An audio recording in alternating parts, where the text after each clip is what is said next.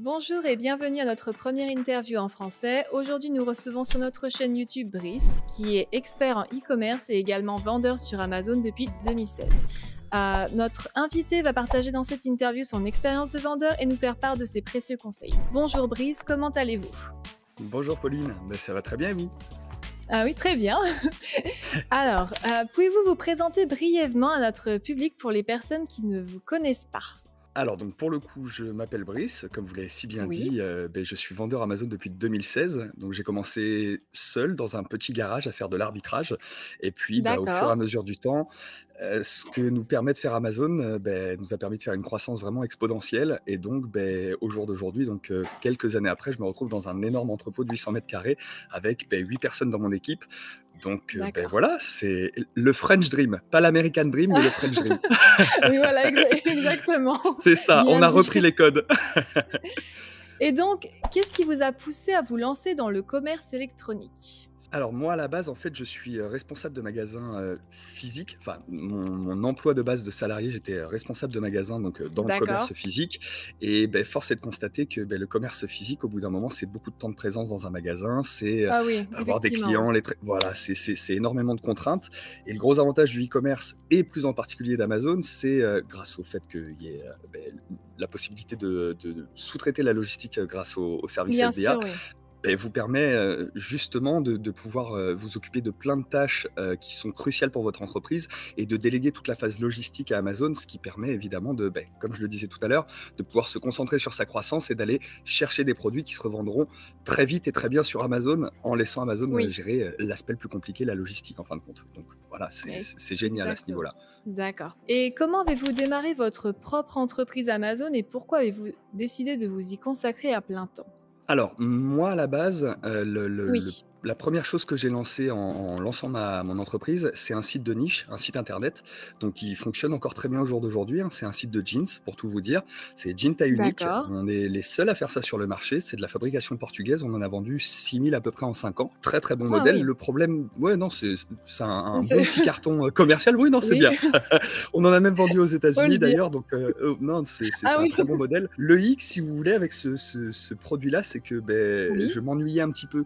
Voilà, gérer des campagnes Google Ads, gérer des campagnes Facebook, c'est bien, mais au bout d'un moment, pour quelqu'un oui. comme moi qui aime bien le mouvement et qui aime bien le commerce, j'avais besoin d'autre chose et donc très vite, j'ai connu Amazon et l'arbitrage qui est pour moi, en gros, vraiment u une possibilité de faire de l'argent entre guillemets «facilement» parce qu'il y a aussi du travail derrière, mais en gros, Oui, ce côté chasse au trésor et ce côté, je scanne, j'envoie, puis j'encaisse, m'a plu très, très vite et très, très vite, je me suis dit: «C'est vraiment dans cette chasse au trésor de tous les jours que j'ai envie de m'épanouir», en fin de compte. Donc on a gardé le site d'accord. de jeans et puis on a développé un maximum Amazon afin de, voilà, faire grossir la société et ce qui s'est, ma foi, bien passé plus.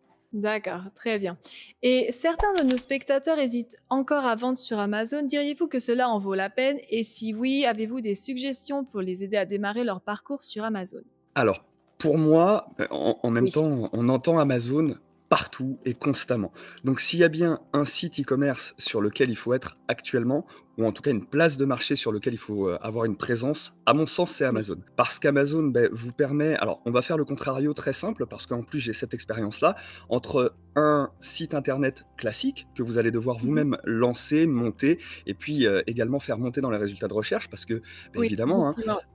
voilà, je pense que vous connaissez la Oui, fameuse phrase qui dit que, oui. l'endroit le plus simple pour cacher un corps, c'est la deuxième page de Google. C'est exactement la même chose. Tant que votre site n'est pas en première page et dans les premiers résultats de recherche, malheureusement, vous n'aurez pas de clients. Donc tout ça, c'est un travail de fond, que ce soit sur le Mmh. SEO, donc pour ne pas avoir à rentrer d'argent, en gros, pour faire de la publicité et le SEA, donc cette fois-ci mettre de l'argent pour faire monter son site. Tout ça, ça a un coût, ça demande beaucoup, beaucoup d'investissement, ça demande en gros plein de capacités qu'on n'a pas forcément quand on lance son entreprise. Et à contrario, quand on prend le business Amazon, en gros, on a juste à... Alors, si on prend l'arbitrage, hein, pur et dur, on a juste à scanner un code barre, regarder si le produit se vend ou ne se vend pas sur Amazon.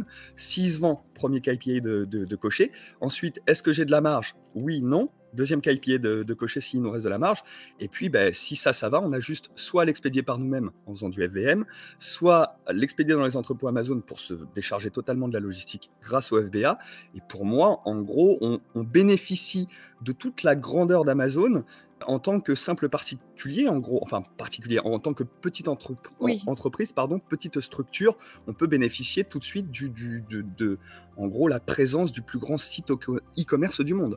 Si je peux faire une dernière petite comparaison, c'est comme si en fait un magasin sur les Champs-Élysées, vous ouvrez ses portes, vous disiez regardez, ça c'est mon catalogue, voici les meilleures ventes, voici ce qui se vend un peu moins, vous avez le droit de piocher dans ce catalogue et je vous offre une visibilité 24 heures sur 24, 7 jours sur 7 sur les Champs-Élysées, contre Oui, 39 oui, euros hors taxe par mois d'abonnement. En gros, tout le monde fonce sur ce genre de proposition. oui, Et c'est oui, ce c'est que vrai. propose Amazon. Donc au bout d'un moment, C'est vrai. voilà, il n'y a pas de secret. C'est vraiment là où il faut être. D'accord.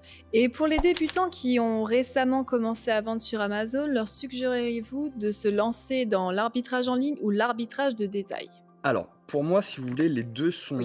sont complémentaires, en fin de compte. On commence en général, sur l'arbitrage de détail, donc à aller en magasin parce que, faut être honnête, on a quand même beaucoup plus de magasins autour de chez nous que, enfin voilà, hein, Oui. voilà, on trouve forcément des promos ou des magasins dans lesquels on a des produits qui sont moins chers en magasin que chez Amazon.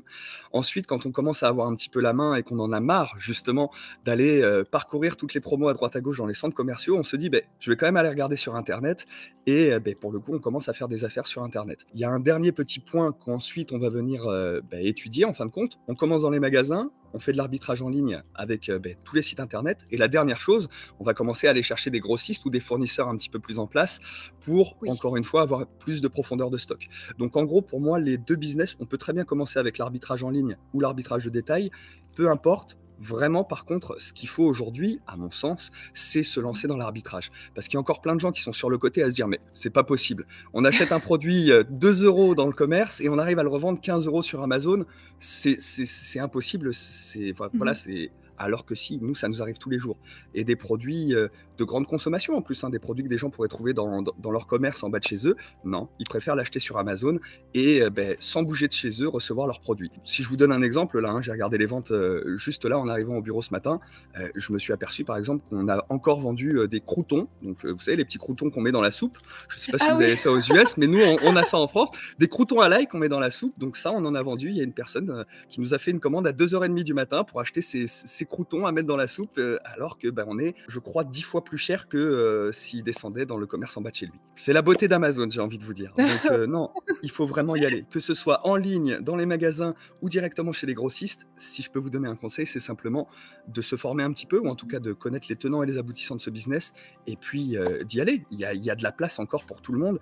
Et puis Amazon vous propose un catalogue qui est tellement énorme que vous trouverez forcément chaussures à votre pied et des petites pépites que vous pourrez revendre sans souci en fin de compte. D'accord. Et avez-vous des suggestions à faire ce 4e trimestre pour nos vendeurs vétérans? Alors pour les vétérans, je Oui. pense qu'ils connaissent un petit peu le business, donc ils savent très bien que pour le Q4, il faut envoyer en amont. C'est-à-dire qu'il faut commencer à préparer ces expéditions et à préparer, en gros toute cette période du Q4, même à partir du mois d'août où, nous Oui, en en tant que général, oui. e-commerçants, oui, c'est ce qu'il faut faire. On a Oui. un petit peu plus de temps. En général, voilà, hein, on fait le tour dans les entrepôts, on met le petit coup de ménage et puis nous, en tant que chef d'entreprise, notre but, ça va être justement de préparer ce fameux Q4 parce qu'on sait que sur Amazon, c'est disproportionné, hein. On passe de ventes, si je devais vous donner un exemple simple, hein, c'est comme si on faisait des ventes de 1 000 € la journée et qu'on allait passer à des ventes à 4 000 ou 5 000 € la journée.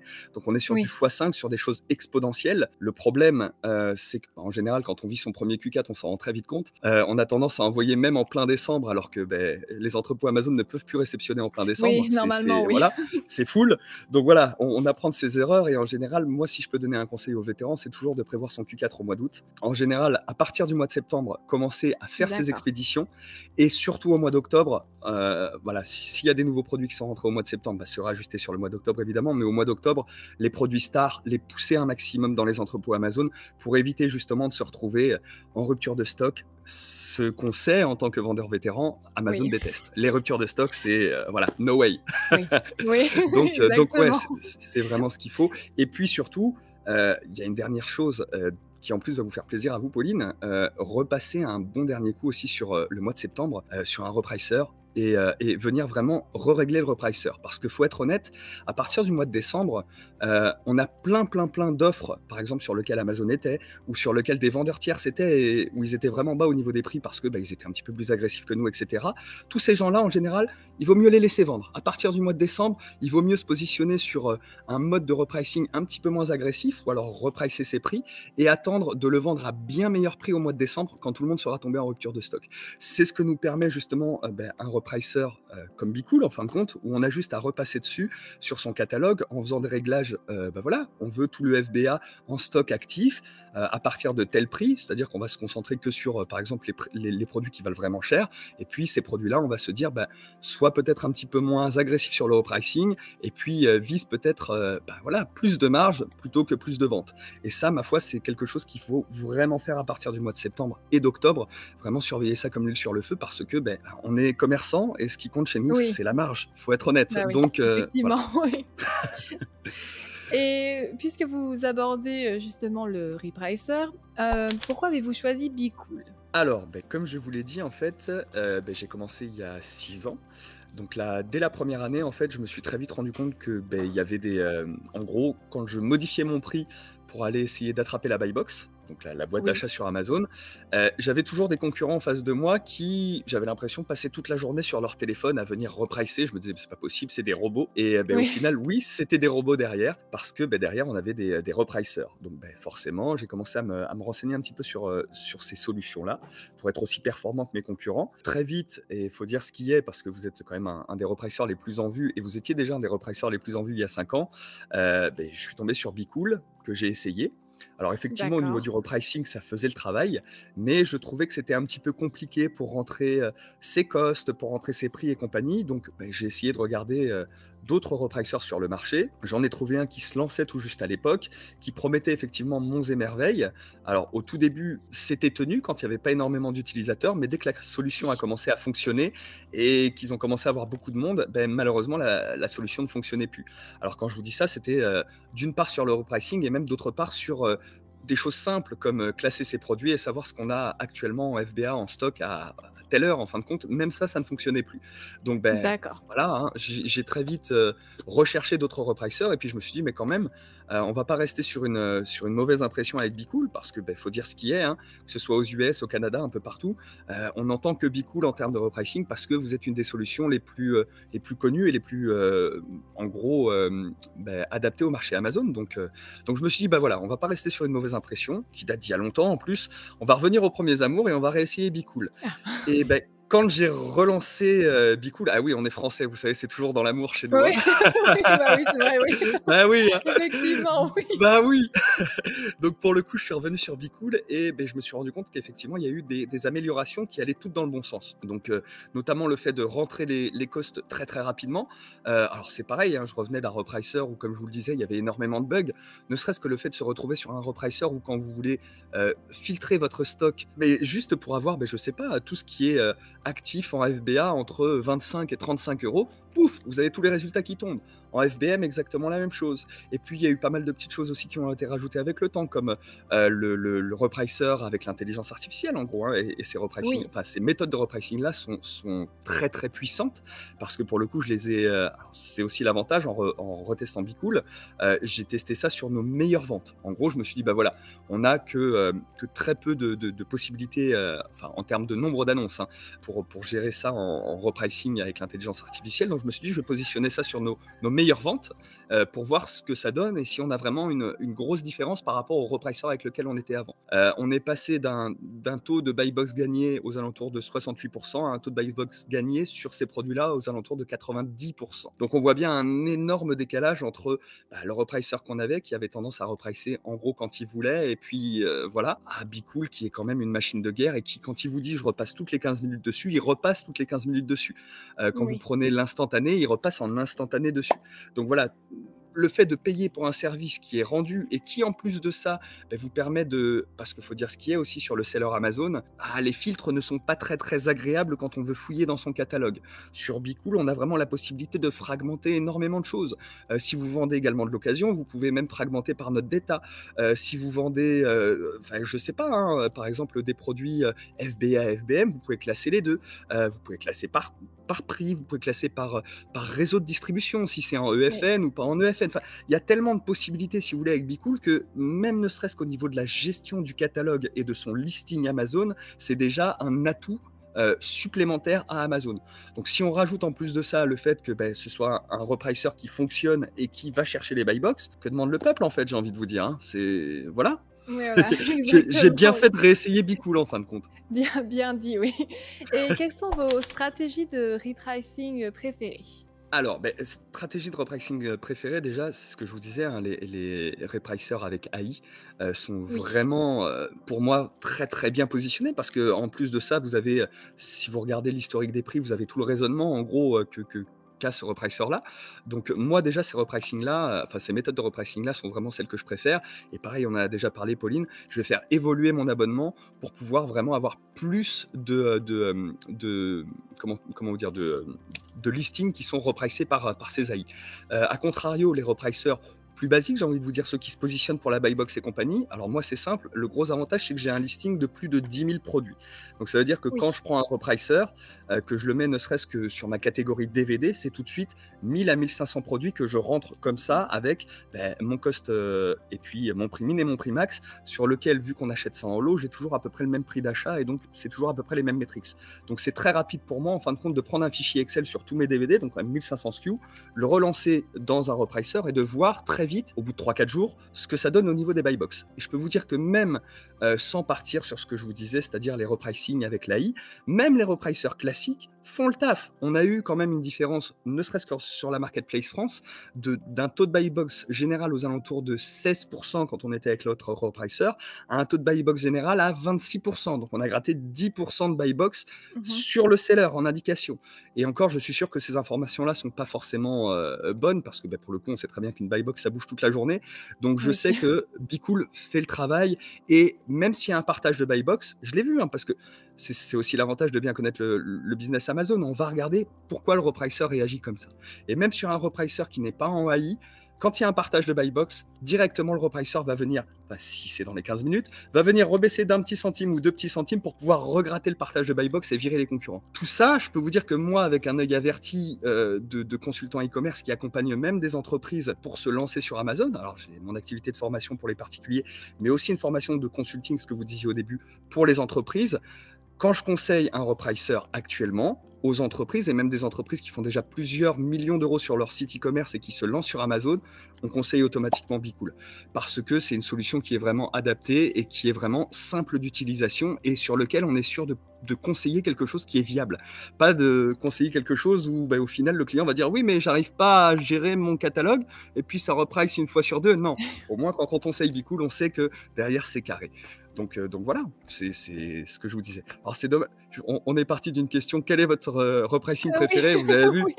Oui, Mais vous c'est avez pas bien mal. développé, mais c'est très bien, au contraire. Bon, tout va bien là, tout va bien. Et donc, avez-vous des conseils de pro pour utiliser le repricer Bicool afin d'aider les vendeurs à maximiser leur taux de gain de la boîte d'achat ou leur profit? Alors, très honnêtement, à mon sens, je pense que tout est bien expliqué sur Bicool déjà. Réellement, le calcul de marge se fait en automatique. Donc, vous rentrez votre prix d'achat dans les costs. Hein. Ensuite, vous allez renseigner votre prix mini, votre prix maxi, et puis en cliquant sur une petite calculette, vous allez directement avoir tous les frais qui se calculent. En gros, il n'y a pas... Comme on dit en France, il ne faut pas avoir fait Saint-Cyr pour comprendre ça, qui est une grande école française. Donc, pour le coup, c'est très très simple. Par contre, il y a des petites choses où on pourrait amener un petit quelque chose en plus, donc notamment ce que je disais tout à l'heure sur ces fameux lots de DVD qu'on est amené d'acheter. Si vous achetez par exemple des produits qui ont tous à peu près la même nomenclature de poids et de taille, que vous les achetez tous à peu près au même prix, Dans ce cas-là, ce serait pas bête de se dire, bah voilà, je me fixe un prix minimum en calculant son break-even, je me fixe un prix maximum en restant dans les bonnes métriques, en gros. Hein. Ne partez pas à vous dire, bah voilà, mon prix minimum c'est 6,50 € et mon maximum c'est 119 €, parce que là, le repricer va pas comprendre. Il faut essayer de le borner quand même un petit peu en lui disant, bah, 6,50 minimum et puis 12-13 € maximum. Voilà, qu'on ait une belle petite fourchette. Puis si vous êtes capable de vendre votre produit à 6,50 en margeant, bah, ça veut dire que le jour où vous le vendrez à 13, vous serez encore plus content. Vous aurez fait le double de ce que vous auriez pu le vendre. Donc, bah, en gros, peut-être passer directement sur un fichier Excel sur ces produits-là afin de bah, rendre le maximum de listings éligibles entre guillemets à Bicool, c'est-à-dire qu'ils se mettent à repricer et vous allez tout de suite voir une différence. Ça peut paraître un aspect un peu embêtant à mettre en place pour un vendeur Amazon qui va prendre un repricer, surtout s'il a beaucoup de références. Mais il faut se dire que bah, y a rien sans rien d'une part, et que le temps que vous allez investir à régler tous vos prix correctement sur Bicool et en fait, vous allez rendre votre listing une machine de guerre. Faut dire ce qui est. Au lieu d'être derrière votre téléphone à venir regarder, scruter, machin, vous laissez les clés à Bicool, vous réglez bien. Par contre, vous prenez une bonne journée ou 2 jours, même s'il faut, si vous avez un gros listing pour bien calculer tous vos costs. Et comme je le disais tout à l'heure, Bicool vous le permet sur son interface pour bien aller calculer tout ça. Vous mettez ça en place et ensuite vous n'avez plus à vous en soucier. Vous n'avez plus qu'à revenir sur l'interface de Bicool et regarder. Bon alors aujourd'hui combien j'ai fait de ventes grâce à Bicool. Ok, tout. Non mais c'est vrai, il faut dire ce qui est. Donc voilà, si j'ai un conseil à vous donner, c'est surtout de prendre un repricer, de ne pas vous planter et de prendre le temps de le mettre en place correctement. Parce que c'est surtout ça. Il y a Oui, plein de gens qui vont effectivement, prendre un repricer, qui vont payer l'abonnement tous les mois, mais qui vont mettre que 5 ou 6 produits et qui vont se dire oh non, un listing, ça se travaille, ça se bichonne, ça voilà. Et comme je le disais aussi tout à l'heure, le fait de pouvoir classer et filtrer plus efficacement votre listing va rendre l'expérience encore plus intuitive et vous allez pouvoir aller voir des choses que vous ne verrez pas si vous étiez que sur le seller Amazon. Donc c'est, comme je le disais, ça se complète et c'est très très bien. Après, plus de conseils, oui. Pauline, j'en donnerai pas plus. J'en donnerai dans Ah les ouais. vidéos YouTube. J'en donnerai dans les vidéos Bien YouTube que je sûr, ferai bien pour vous sûr, au niveau de l'utilisation et bien compagnie. Il n'y a sûr, aucun problème. Comme ça, bien je sûr. montrerai la prise en main. Et donc, selon vous, quelle qualité ou quel état d'esprit un vendeur doit-il posséder pour réussir sur Amazon? Alors, on va prendre les préceptes du Oui. fondateur d'Amazon. Parce que ma foi, voilà, je ne sais pas si vous connaissez le principe Day One de Jeff Bezos, mais pour moi, c'est un petit peu ça. En gros, vous allez prendre votre entreprise et il faut se dire que, enfin, moi en tout cas, c'est mon état d'esprit.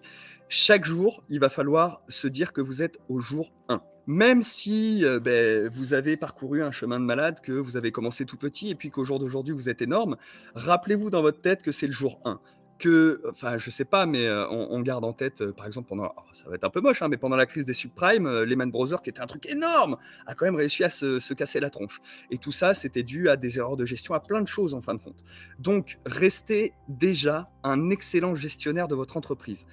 Tout ce qui est un peu chiffres et compagnie, ça peut vous paraître compliqué, voilà, mais il faut vraiment se pencher dessus et se dire que la marge, le taux de marge, toutes ces petites choses qui peuvent vous paraître un peu embêtantes sont au final très très importantes dans un business. Le fait de bien acheter est primordial. On revend tous sur Amazon, d'accord, mais on n'a pas tous les mêmes prix d'achat. Donc Oui, effectivement, oui.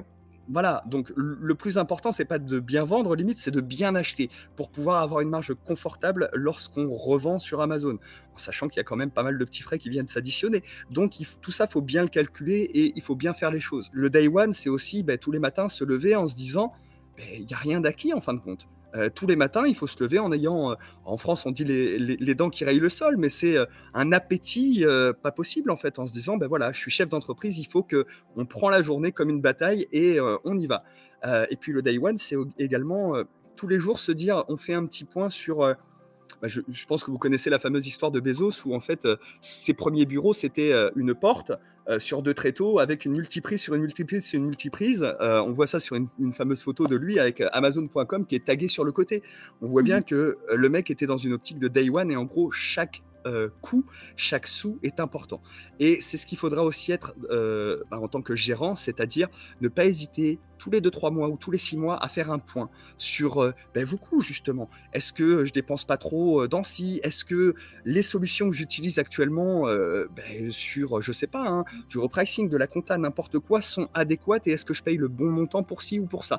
Alors à ce niveau-là, moi, c'est ce qui m'a fait changer aussi de repricer plus d'une fois et puis retomber sur Bicool en me disant, mais pourquoi j'y ai pas repensé avant? Parce que c'est quand même, voilà, number one. Mais voilà, il y a plein de choses qu'il faut toujours analyser et jamais se reposer sur ses acquis et rester comme ça, à se dire, oh, bah, c'est bon, ça y est, le travail est fait. Non.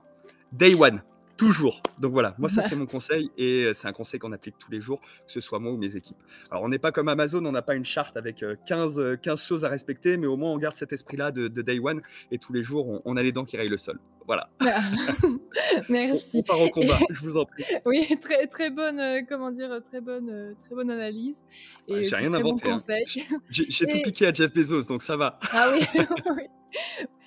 Et donc, pour la dernière question, nous savons que Oui. vous êtes très actif sur les réseaux sociaux, notamment, TikTok. Pouvez-vous nous en dire un peu plus et comment interagissez-vous avec les vendeurs dans cet espace et aidez-les avec leurs, questions liées à Amazon? Alors, donc sur TikTok, ça va être un petit peu plus compliqué de répondre aux questions au final, parce que c'est un réseau social où déjà les commentaires sont limités en termes de caractère et compagnie. Par contre, on a un groupe Facebook également sur lequel j'invite toutes les personnes à venir nous rejoindre, où là, on va Oui. donner des conseils gratuits, notamment avec l'un de mes élèves qui a fait 500 000 euros de chiffre d'affaires à partir de sa 2e ou 3e année d'exercice. Donc, comme quoi l'arbitrage fonctionne encore, il n'y a pas de problème. Oui. Donc sur ce groupe Facebook-là, effectivement, on prend un peu plus le temps de répondre à certaines questions et en gros d'accompagner les gens. Alors on reste quand même assez... et vas-y, on va pas prendre les gens par la main, leur expliquer le BSR, le rank... on va pas leur expliquer tout ça, sauf si les gens connaissent déjà, parce que pour le coup, moi j'ai une formation qui est plutôt dédiée à ça et qui va Oui. accompagner les gens de long en large pour leur apprendre à prospérer sur Amazon et à en faire un business périn. Mais en tout cas, oui, on aide pas mal les gens sur notre groupe Facebook. Et puis, on essaye quand même, mine de rien, parce qu'il y a encore 1 an et demi, le business de l'arbitrage en France n'était pas connu. Moi, quand j'ai commencé il y a 6 ans, personne ne faisait ça en France. J'ai été obligé de regarder des vidéos de Rizzy Rissel, par exemple, ou de ce genre de personnes qui sont des super vendeurs aux États-Unis pour pouvoir comprendre ce business. Pendant 4-5 ans, on était peut-être une quinzaine ou une vingtaine en France à faire ce business-là et à garder le D'accord. secret pour nous. Bon, à partir du moment où j'ai commencé à sortir mes vidéos TikTok, évidemment, il y a plein de gens qui se sont dit « Ah, mais c'est pas bête ce business-là » et qui ont commencé à s'y intéresser d'un peu plus Oui. près. Donc, forcément, voilà, il y a plein de gens qui ont découvert ce business-là il y a 1 an et demi.